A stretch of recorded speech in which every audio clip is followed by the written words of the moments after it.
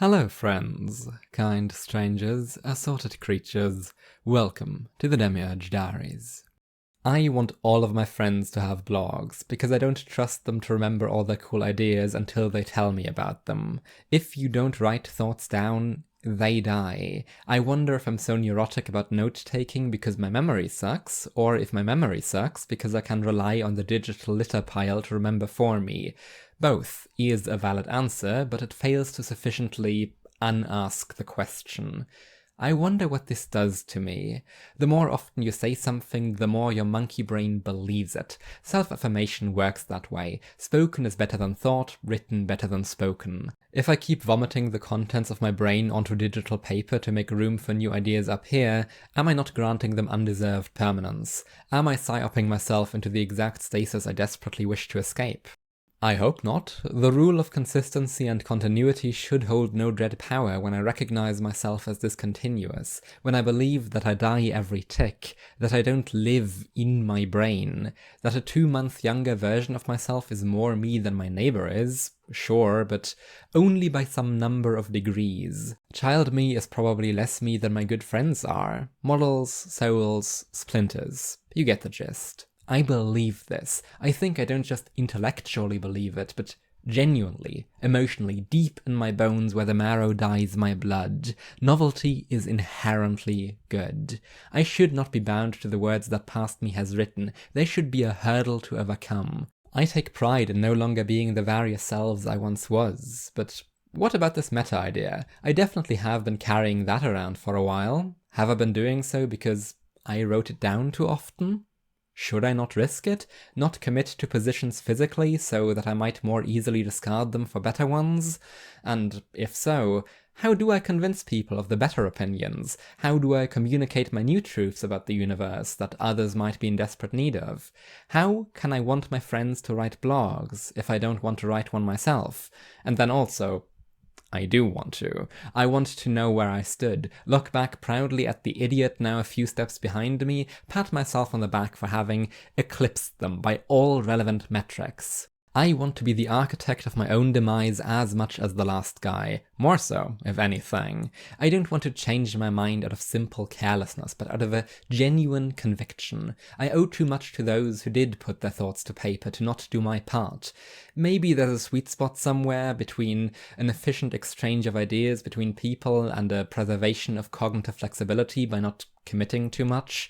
But not knowing where it is, I think I will err on the side of communication. Of understanding, of art. It's more satisfying to convince those who really care anyway.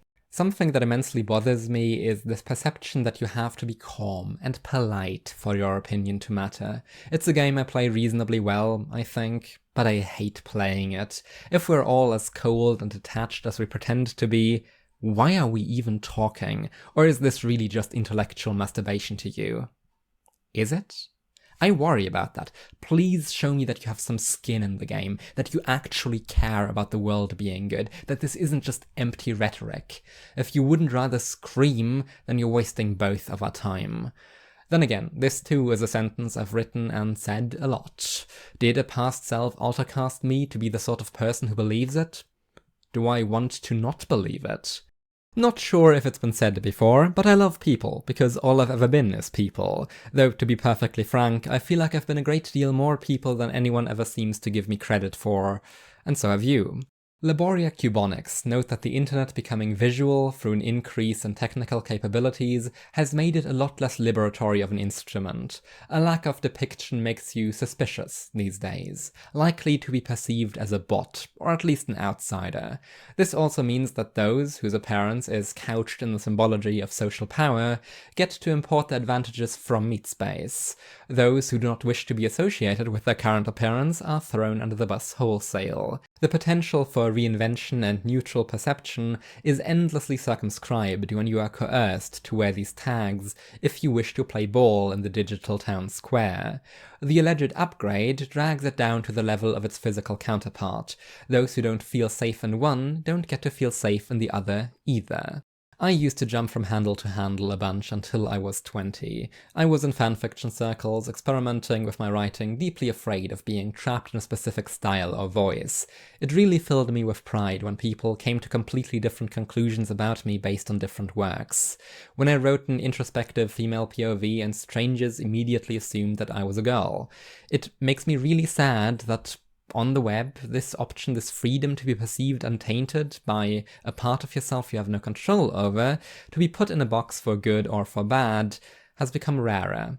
And let's be super fucking clear here, I have it incredibly cushy on this front. Not only have I found a visual representation that I'm vaguely fine with, but I also have enough of those signifiers of social power as to be very safe and held to very low standards.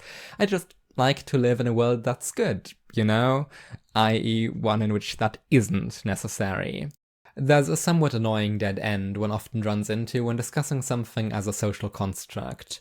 People often take that to mean that it's not or less real. When you then explain that in most ontologies these constructs have a basis in the material world, the response will be something like, well then everything's a social construct, which is true, only insofar as it is useless.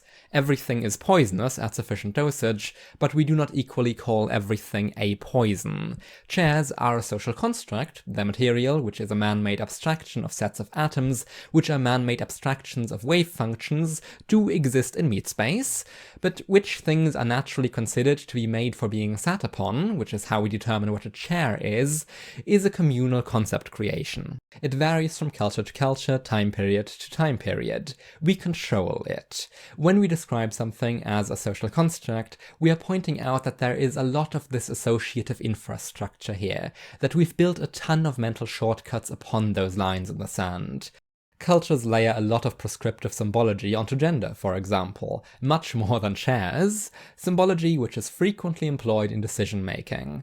There's a whole host of really existing physics stuff, brain patterns, clothes, interaction styles, that you could use to make the call, but your choice is just as culturally constructed as chairness is. The stakes are just higher. Where you draw the boxes matters more. I'd like for the box of me-ness not to be drawn around the set of people who looked or will look like me. That feels very unimportant, like defining chairs by having 4 legs. It captures some of the things we care about, plus a lot of random noise. I can barely relate to teen me, let alone kid me. That's the point, right? Of going into the next day to become something new, something better. It's a direction, an arrow, not the place it's pointing from. I think I want to be the ends of myself. I want to be the part which touches the ground and the part which touches the sky, but none of the gross mid-bits getting ripped apart. I loathe that we are creatures which can only ever anticipate and remember themselves. Things they call themselves. The instance of me who said any part of that sentence had no thoughts about their own existence, yet past me anticipated that they would exist to read the line, and current me, now already another past me, reads its own line, pretending to be looking back upon, remembering and reflecting upon the other one. To some degree, I, the one a second ago, might even be genuinely doing that, but no single instance has ever had a whole meaningful thought, let alone an approximation of personhood. We are creatures retroactively assembled from disparate fragments, mixed in with visions of plausible and implausible futures. We are the smudged, lens-blurred moment captures of a camera and a mirror hurtling towards an inevitable ground in semi-synchronous, turbulent freefall.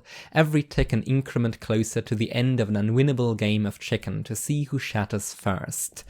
But then, it was never more than fragments to begin with, wasn't it? Fragments pre-imagined out of possibility space or refabulated from the treacherous ground that is memory, the treacherous, all-too-solid ground of lies which tell you at every step that they are lies, half-forgotten half-lies, and iterative neurochemical fallout of things which never happened like that. But who said that we have to construct people out of real materials? We only ever built on top of those anyway, so stories will suffice. Narratives of what is to be done given a world state. We are not the parts that stay constant, we are the flux, because personhood is a velocity, because identity is Dijksec. Baudrillard said that metaphors have become impossible. Politics treats the construct, the projected stand-in for various bits of base reality, as a thing in itself, twists and manipulates articulates it into another terminal object and folds it back into the world we inhabit. We are already beyond the end. Everything that was metaphor has been materialized, collapsed back into reality, but that only works for points. It doesn't work for directions. Forward cannot be folded to come back out behind itself, or else it wouldn't be forward, now would it? If we embrace being deixic, then we, any singular we, may not be able to truly be us, but we could all be metaphors for us. The last metaphor, or at least the only currently viable one. Always, already, no longer, steps ahead of its own stride, not the thing that walks, but the walking itself. Because change is the benchmark of life and stasis the red marker of death, and I am, we are, were, will be, hopefully, not yet dead. We will continue to happen, if we so deserve, and I for one want to have some momentum build up when I splatter against the windshield. Time will butcher us open more thoroughly than we ever could.